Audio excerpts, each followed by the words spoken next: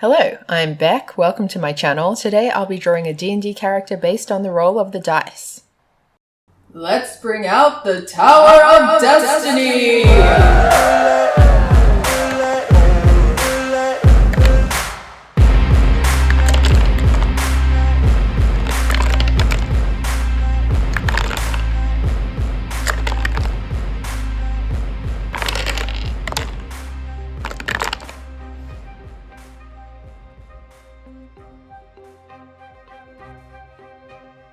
So, we have a Halfling Paladin rogue. Now, you wouldn't necessarily think that a rogue and a paladin go well together in terms of multi-classing, but I found that, especially in terms of for a halfling who, I've chosen Lightfoot Halfling because they have naturally stealthy as one of their special abilities, where they can hide behind a creature as well as objects, so anything that's bigger than them, which is almost everything, they are able to hide behind it and stealth away, which really plays into the rogue. And they're brave, they're lucky, they have all these feats that help them in both paladin and rogue categories. Now, often rogues are portrayed as the shifty, sneaky thieves who don't really have a great moral compass and will do the wrong thing if no one's looking, but they can equally be on the side of right. They can be good. They don't have to be evil. And so I've had this where I decided she's a bit of a private eye, an investigator kind of rogue. So she does a lot of stealthy undercover things, the way that a rogue often will. But the paladin side of her comes in because she is working on the side of justice. She's made an oath to fight against evil in the way that she can, the way that her skills allow her to. So yeah, she might do a bit of spy work, she might do a bit of sneaking around, but it's never for a nefarious reason. It's always to achieve something good.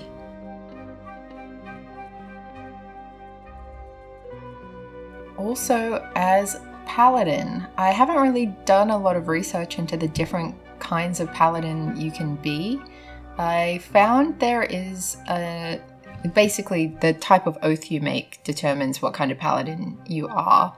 And the Oath of the Ancients kind of stood out to me when I was looking at different options for this character, because it does have a part that says the oath emphasizes the principles of good above any concerns of law or chaos. So basically it gives that wiggle room for you to do sneaky things the way that a rogue would do, while still upholding your oath of serving the greater good. You don't necessarily, I usually think of paladins as these, very rigid in terms of moral right and wrong, black and white kind of, shining knight people, where I usually don't have any interest in playing them because of that, the rigidity in not being able to see the grays of the world. But this oath does allow for that. It as long as you're demonstrating mercy and kindness to innocent people and doing your part to beat back despair in the world and inspire people to show acts of kindness in their own way, you can pretty much do whatever you need to do. And I usually play my characters like that anyway, so that's a bit of fun. You can bring a little bit of chaos to the paladin characters. Yeah, highly recommend Oath of the Ancients.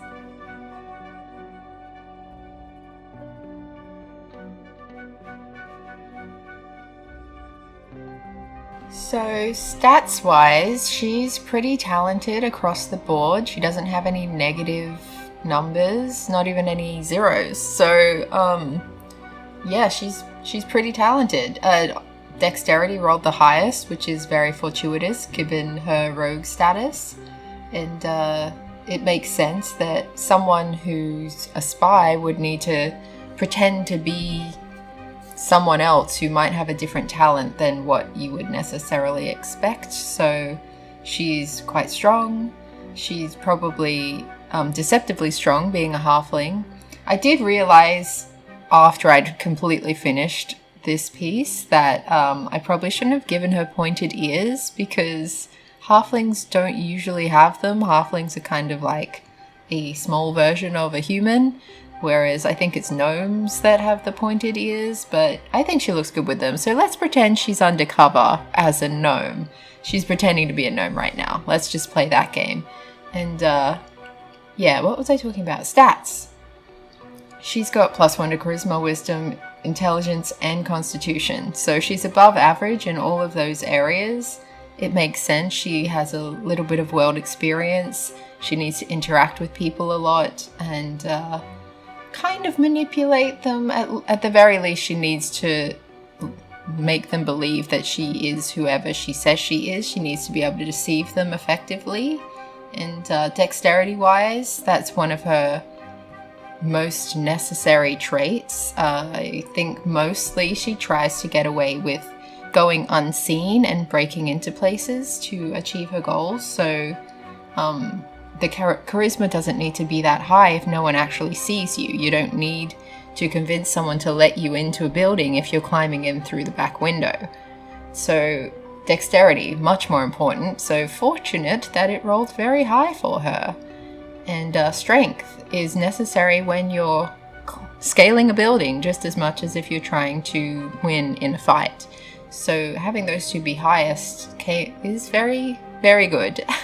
Normally when you roll for a character, you choose where you want your highest rolls to go. I like the whimsy of rolling it in the order that it appears. So if her dex had come out really, really low, she would be a little bit of a crap rogue, but she would still be a fun character to play. Possibly more fun, because the ones who fail more often, it's just fun to play them, especially because every now and then they succeed against all odds, and it's hilarious.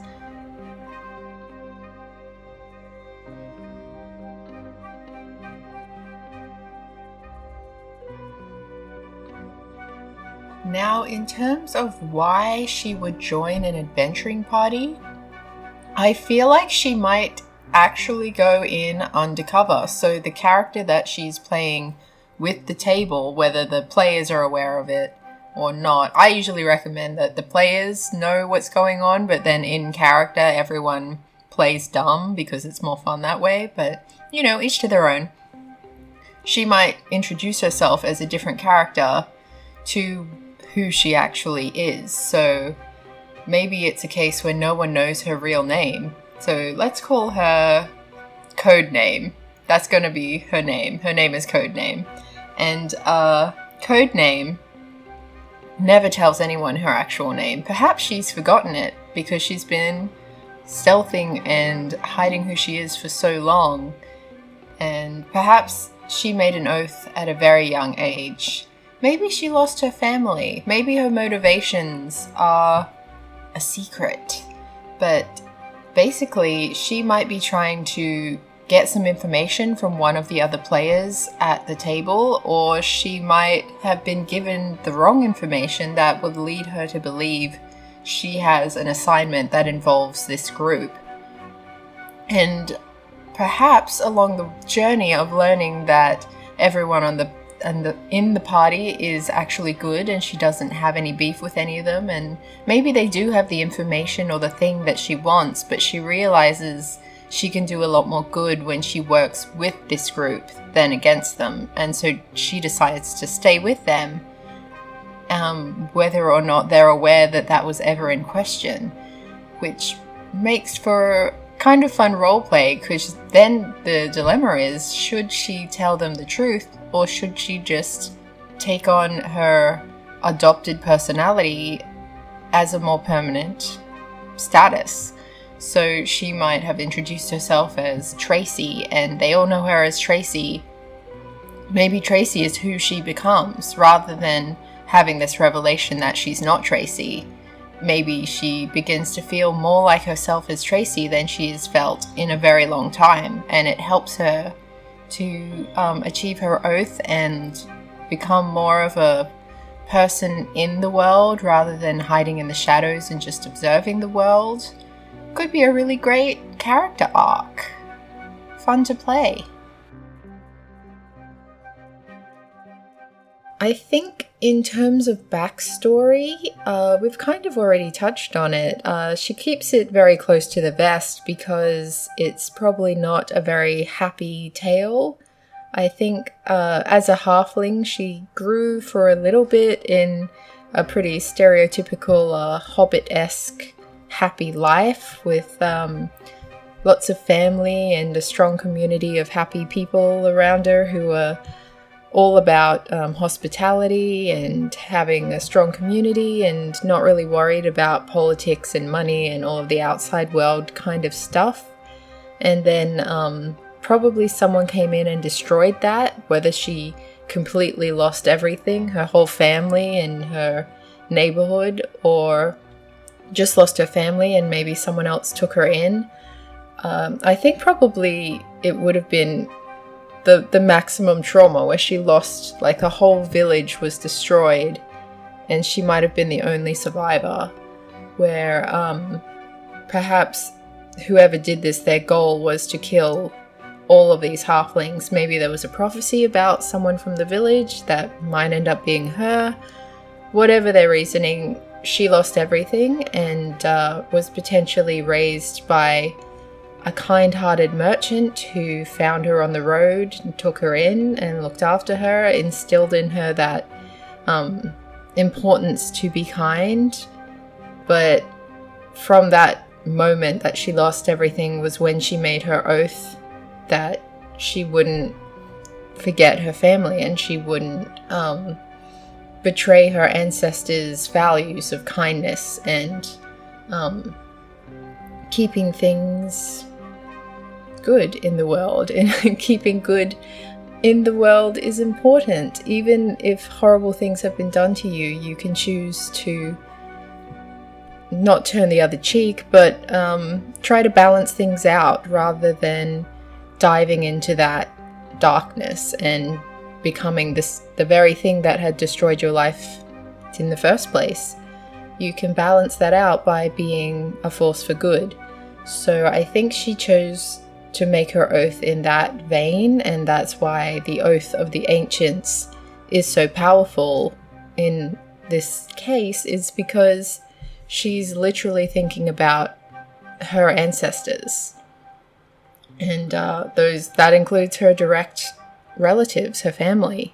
So yeah, I think that's her backstory. Probably she has a lot of good memories with this merchant who raised her as well. Going along the road, she would have met a lot of different people, seen a lot of diversity that she probably wouldn't have been exposed to in her life as a halfling living among halflings. And that's how she began to pick up some spycraft and just like noticing that they didn't notice her because of her size, and how well that a halfling can blend into kind of any surrounding. People don't really notice them. And I think she noticed not being noticed from a very young age as well. Perhaps during her tween or teen years, where you start to be a little bit rebellious, she was surprised at how much she could get away with without anyone noticing. But yes, she is a mysterious character with a dark past. Probably not the most original backstory in D&D, but you know, cliches exist for a reason. They're a lot of fun to play, and you can mix things up really easily, like saying maybe she wasn't the last survivor, she just thought she was, or you know, anything like that. You get it. You get what I'm talking about. Yeah. This is her. What do we think of Codename, aka Stacy, aka Codename? Let me know in the comments. Would you play her? Do you like her? Do you hate her? Yeah. Thank you so much for watching. I hope you have a great rest of your week, and I will catch you next time. Bye!